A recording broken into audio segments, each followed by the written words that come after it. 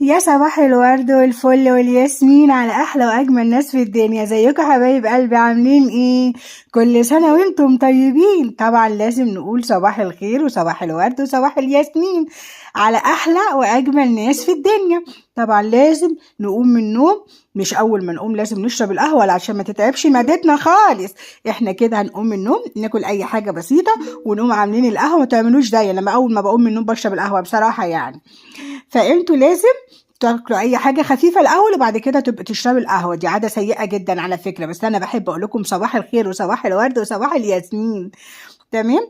انا بقى حبيت اعمل القهوه معاكم واقول لكم كل سنه وانتم طيبين وبالخير والهنا مبسوطين، وكل يا رب اللي نفسه في حاجه من ربنا يديها له، وكل اللي نفسه في خير ربنا يردهوله يا رب، وكل اللي بيعمل حاجة كويسة ربنا يردله أضعافها، وكل اللي بيعمل حاجة جميلة كده زي قلوبكم الجميلة ربنا يردها له بالخير يا رب.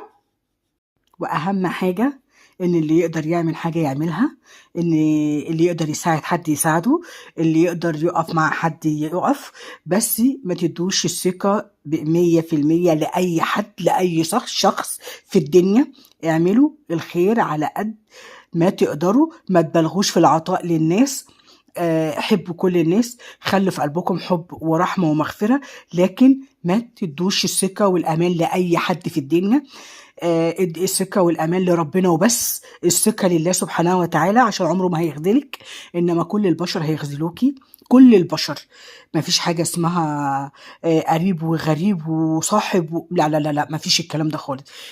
ثقي في الله، اعملي لله، اقفي واعملي اللي ربنا امرك بيه، صلي وزكي وصومي واعملي كل الخير اللي تقدري تعملي، انما ما تديش الامان لاي حد في الدنيا. اسمعي كلام اختك، انا مجربه، صدقيني هترتاحي كتير جدا جدا جدا. بس اهم حاجه ان انت يبقى عندك هدف، ان انت بتراضي ربنا مش بتراضي العبد، ان انت بتعملي اللي يرضي ربنا. ربنا مش محتاج لك، انت اللي محتاجه له. انت يعني، يعني ربنا مش محتاج لك في اي حاجه، انت اللي محتاجه لربنا في كل حاجه. على قد ما تقدري تقولي يا رب وتعملي اللي ربنا امرك بيه، وربنا يصلح حالنا وحالكم، اللهم امين. باي باي.